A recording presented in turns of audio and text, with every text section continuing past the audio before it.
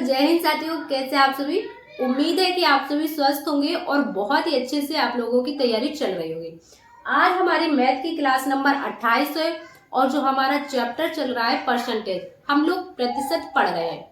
Percentage आज हमारा last class होगी। परसेंटेज की लगभग 8 से 9 क्लासेस हो चुकी हैं। जितने भी टाइप के क्वेश्चंस आपके इस चैप्टर से बनते हैं लगभग हम लोगों ने सारे कवर कर लिए हैं। अगर आपने इतना परसेंटेज ये सारी क्लासेस ले ली तो परसेंटेज का कोई भी क्वेश्चंस आपसे नहीं छूटेगा। तो आप पिछली क्लासेस भी जरूर देख लीजिए अगर आप लोगों ने पिछली क्लासेस अभी तक नहीं देखी। आज की क्लास में हम लोग शुरू करेंगे क्वेश्चन नंबर 42। हालांकि क्वेश्चंस हम लोग कई सारे कर चुके हैं, ऐसा नहीं है कि सिर्फ अभी 42 ही क्वेश्चंस किए हैं। बहुत सारे हम लोग परसेंटेज के लगभग सारे टाइप खत्म कर चुके हैं। एक दो टाइप बचे हैं, वो भी आज हम लोग समाप्त कर देंगे। तो देखो क्वेश्चन नंबर 42 क्या है आपका। एक परीक्षा में किसी विद्यार्थी ने 30% अंक प्राप्त किए और वह 6 अंकों से फेल हो गया। 30% अंक प्राप्त किए हैं लेकिन 6 नंबरों से फेल हो गया है। एक अन्य विद्यार्थी है जिसने 40% अंक प्राप्त किए और पास होने वाले से न्यूनतम जितने भी कम से कम पास की संख्या है उससे उन अंकों से 6 अंक अधिक प्राप्त किए। अधिकतम अंक आपको बताना है कितने थे। क्वेश्चन को ध्यान से देखेंगे।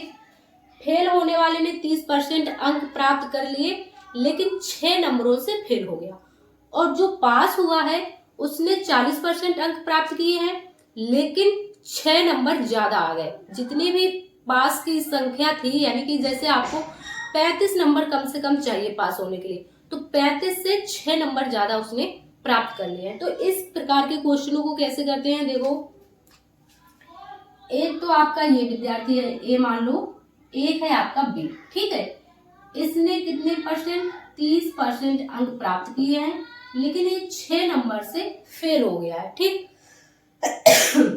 और बी ने 40% अंक प्राप्त किए हैं लेकिन ये +6, इसने 6 नंबर ज्यादा पा गया। तो अब देखो ये 6 कम है, इसका 6 ज्यादा है, तो अंतर तो यही रहेगा ना, अंतर नहीं रहेगा। इस 6 को और इस 6 को जोड़ा जाएगा, जो ये जोड़ने पर होगा वो इस अंतर के बराबर होगा। यानी कि यहाँ पर जो आपका परसेंटेज कितना बनेगा 10% का अंतर है, और यहाँ पर नंबर कितने हैं टोटल आपके पास 12। 6 कम है 6 ज्यादा है, तो दोनों को जोड़ा जाएगा यहाँ पर, ठीक है।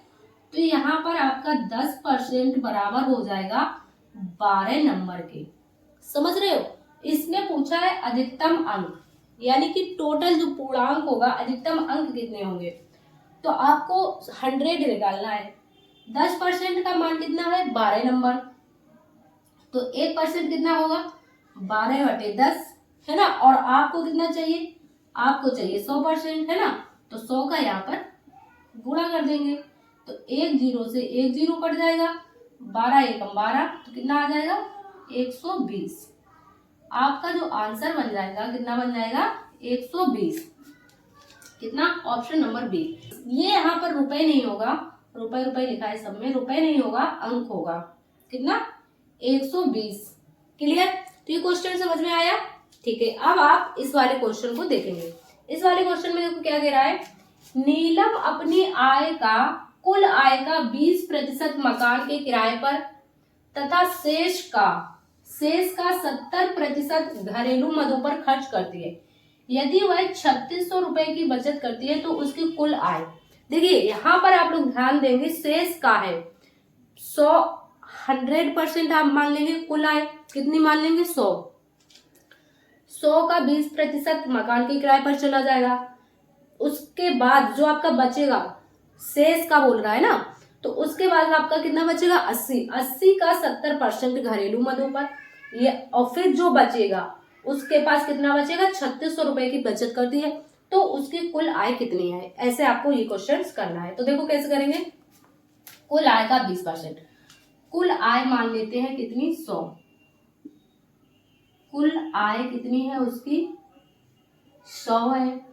100 का 20%, 100 का 20% कितना होगा 20 ही होगा, है ना। 20 तो मकान की किराए पर। शेष का जब 100 में से 20% निकल गया तो शेष कितना बचा आपका 40%, 80%, कितना 80। शेष का 70%, शेष का बोला है इसने तो 80% का 70% निकालेंगे। 80 का 70% कितना आएगा, 1 0 से 2 0, 1 0 2 0, ठीक। 8 सते 56, कितना 56। शेष का 70% घरेलू मदों पर खर्च करती, यानी कि 56 जो है घरेलू मदों पर खर्च कर देती। 80 में 56 चला गया तो आपके पास कितना बचा, उसकी यदि वह 3600 रुपए की बचत करती है। अब 80 में से 56 रुपए माइनस कर देंगे, जो बचेगा वो कितना 3600 रुपए की बचत कर लेगी, ठीक। तो 80 माइनस 56 करेंगे, 80 माइनस 56 कितना आ जाएगा, 10 में से 6 जाएगा 4, यहाँ पर 7 में से 2 जाएगा, 7 में से 5 जाएगा 2, कितना बचेगा 24। और यहाँ पर कितना दिया है 3600 रुपए, तो 24 किसके बराबर है, 24 बराबर है 3600 के, ठीक है, समझ गए। 24 किसके बराबर है 3600 के। ये कह रहा है हमारे पास 24 रुपए की बचत हो रही है, लेकिन ये कह रहा है कि 3600 की बचत करती है, तो ठीक है 24 रुपए हमने 3600 के बराबर मान लिए। तो उसकी कुल आय, और इसने कितना पूछा, ये पूछा है कुल आय 100 पूछा है, तो कुल आय कितनी हो जाएगी, किसके बराबर हो जाएगा 3600 बटे में 24। और आपको कितना चाहिए, आपको चाहिए कुल आय यानी कि 100, तो गुणा में 100, ठीक, क्लियर। अब इसको काट लेंगे, 12 से काट दो, 12 दूनी 24, 12 तिया 36, 2 से ये 50 हो जाएगा, और 5 तिया 15, 1 2 3 0, 1 2 3 0, यानी कि 15,000। उसकी कुल आय कितनी थी 15,000, उसकी कुल आय कितनी हो जाएगी 15,000। क्लियर, क्वेश्चन समझ में आया भाई। देखो कुल आय उसकी 100 मान ली, 20% मकान के किराए पे तो 20 निकाल दिया, और उसने कहा है शेष का, तो शेष बचा था 80, 80 का 70% कितना हो गया 56 निकाल दिया, ठीक है। और घरेलू मदों पर खर्च करती है, यदि वह 3600 रुपए बचाती है, 80 में से 56 निकाल दिया, कितना बचाती है 24, हमारे हिसाब से 24 बचाती है, और क्वेश्चन में 36 रुपए बचाती है, तो उसकी कुल आय कितनी हो जाएगी, 24 बराबर हो जाएगा 36 का, आपको चाहिए 100, तो 3600 बटे में 24 गुणा में 100, क्लियर, बराबर 15,000। कितनी है उसकी कुल आय 15,000। क्लियर, क्वेश्चन समझ में आया, इसको आप नोट कर लीजिए, फिर हम लोग आगे देखते हैं। अब देखिए क्वेश्चन नंबर 44। क्वेश्चन नंबर 44 क्या कह रहा है आपका, एक व्यक्ति ने अपनी कुल आय का 20% अपने बड़े बेटे को, शेष का 30% छोटे पुत्र को दे दिया। 20% तो बड़े पुत्र को दे दिया, और जो शेष बचा उसका 30% छोटे पुत्र को दे दिया। शेष बची हुई राशि का 10% उसने एक ट्रस्ट को दे दिया। इस प्रकार उसके पास 10,080 रुपए बचे। इस प्रकार उसके पास जो कुल राशि बची है कितनी 10,080 रुपए बचे हैं, उसकी आय कितनी थी ये आपको बताना है। तो उसकी आय हम लोग कितने, कुल आय कितनी मानेंगे 100, कितनी मानेंगे, जो कुल आय है उसकी कुल आय कितनी है 100। अब देखो 100 में से उसने कुल आय का 20% अपने बड़े पुत्र को दे दिया, 100 का 20% कितना हो जाएगा 20 ही हो जाएगा, ठीक। अब कितना बचा, अब बचा उसका 80%, यही तो कहा इसमें शेष का 30%, जो बचा है 80% उसका 30% छोटे पुत्र को। 80 का 30% कितना होगा 1020 1020, 8 तिया 24, 24 दे दिया उसने छोटे पुत्र को। अब कितना बचा, 80 में से जब 24 कम कर देंगे तो कितना बचेगा 80 माइनस 24, 10 में से 4 जाएगा 6, यहाँ पर बचेगा आपका कितना 7, 7 में से 2 जाएगा 5, कितना बचेगा 56। अब उसके पास कितना बचा 56 बचा, 56 56 का 10% उसने एक ट्रस्ट को दे दिया। 56 का जब आप 10% निकालेंगे, 10%, एक जीरो से एक जीरो, एक जीरो यहाँ कटेगा, ऊपर पॉइंट आ जाएगा, यानी कि 56 का 10% कितना हो जाएगा, 5.6। इतना उसने दान कर दिया। ठीक, इतना उसने दान कर दिया। जब 56 में से 5.6 रुपए उसने दान एक ट्रस्ट को दे दिए, तो उसके पास कितना बचा, 56 में से 5.6 कम कर दो तो कितना बचेगा आपके पास, आपके पास बचेगा जो है कितना, 50।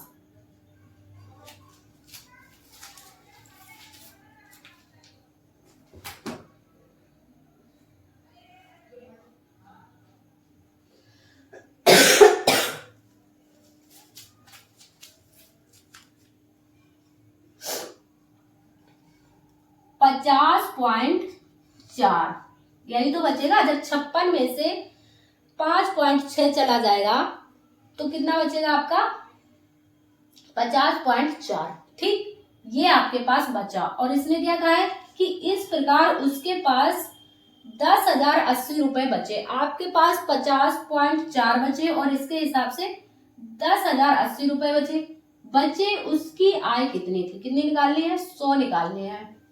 तो देख लो कैसे।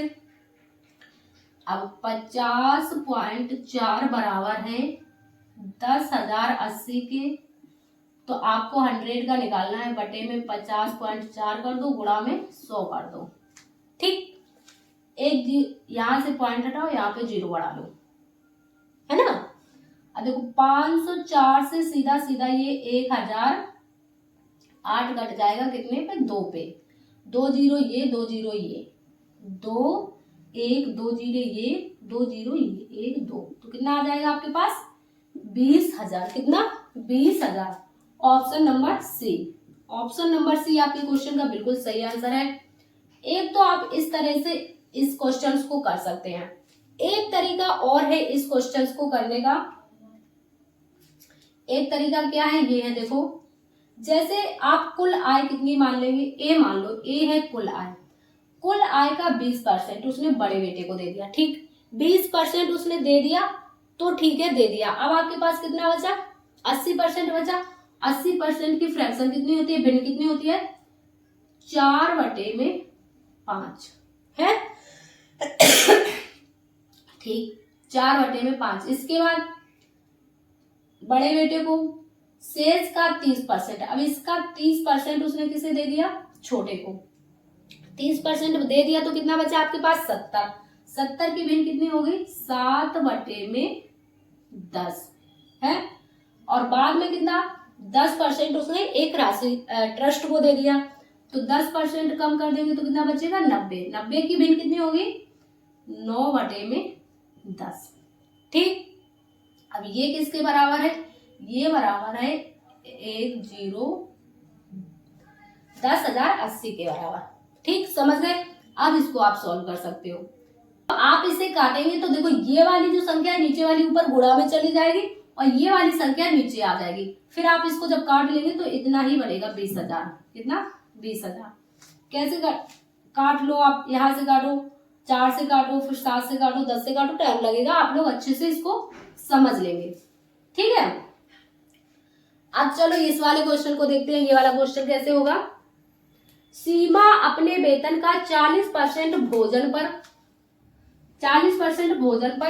20% मकान के किराए पर, 10% मनोरंजन पर तथा 10% परिवहन पर खर्च करती है।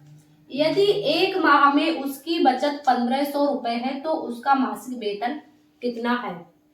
अब देखो यहाँ पर उसने शेष का नहीं दिया है, कहीं भी इसने ये नहीं दिया है कि शेष का 10% या शेष का 20%, तो आपको उस 100 में से ही सारे परसेंट कम करने पड़ेंगे। जैसे उसका जो मासिक वेतन आप मान लीजिए 100, कितना मासिक वेतन मान लिया 100। अब 100 में से 40 तो उसने भोजन पर खर्च कर दिया। ठीक, इसके बाद 100 का 40% 40 ही होगा। 20% 20 ही होगा, 10% 10 ही होगा, फिर 10%। इसको आप जोड़ लो, कितना हो जाएगा? 40 20 60 70 80। 80% तो उसने खर्च कर दिया। अब कितना बचा उसके पास? 20 बचा। 20 बचा और इसमें कितना बच रहा है? 1500। तो 20 किसके बराबर है? 1500 के। आपको निकालना है मासिक वेतन यानी कि 100। तो 1500 बटे में 20 गुणा में 100। 20 पंचे 100 और 15 पंचे 75। कितना आंसर आ जाएगा? 7500। कितना? Option number C. थोड़ी सी तबीयत नहीं सही है इसलिए खांसी हो रही है, ठीक है। 20% कितना हो जाएगा? 7500। क्लियर? आ गया समझ में? तो देखो इसमें शेष का नहीं दिया था, इसलिए आप इसमें से सीधा सीधा जोड़ के कर लेंगे, ठीक है। तो ये दोनों क्वेश्चन क्लियर हुए आपको, इन दोनों को आप नोट कीजिए, फिर हम लोग आगे बढ़ते हैं। अगला क्वेश्चन है क्वेश्चन नंबर 46। क्वेश्चन नंबर 46 क्या कह रहा है कि एक टीवी सेट की कीमत 10% की कमी आ जाने से इसकी कीमत 1650 रुपए कम हो गई। यानी कि 10% की कमी आने से जो इसकी कीमत है 1650 रुपए कम हो गई। 10% किसके बराबर है? यहाँ पर आप ये 90% के बराबर नहीं करेंगे, यहाँ पर 10% की कमी हो रही है, परसेंट 10 है और रुपए कितने हैं? 1650 रुपए।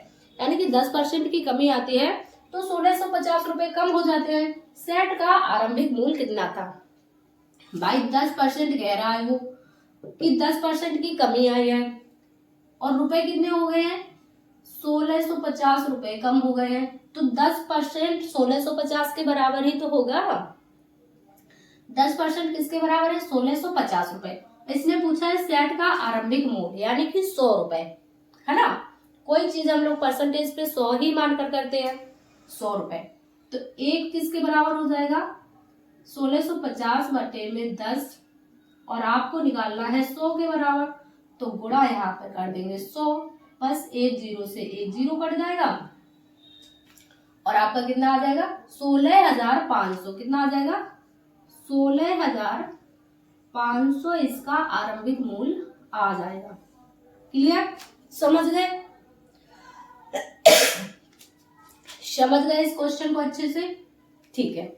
यहाँ पर 90% पे नहीं 10% की कमी हुई है और 1650 रुपए कम हुए। 10% 1650 के बराबर है तो आपको 100% का मान निकाल लेना था। क्लियर?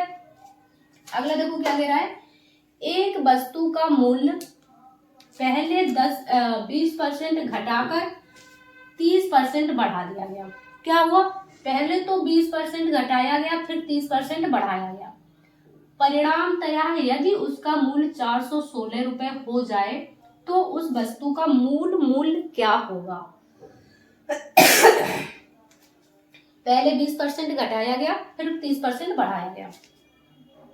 20% घटाया गया, 30% बढ़ाया गया। 20% की भिन्न कितनी होती है? 1/5 है और 30% की 3/10 है। पहले क्या हुआ है? घटाया हुआ है, 5 से 1 कम हुआ है 4 हुआ है और दूसरे में क्या है? बढ़ाया है। 10 से कितना हुआ है? 3 बढ़ाया है तो कितना हो जाएगा? 13। ठीक, अब ये हो जाएगा इसका प्रारंभिक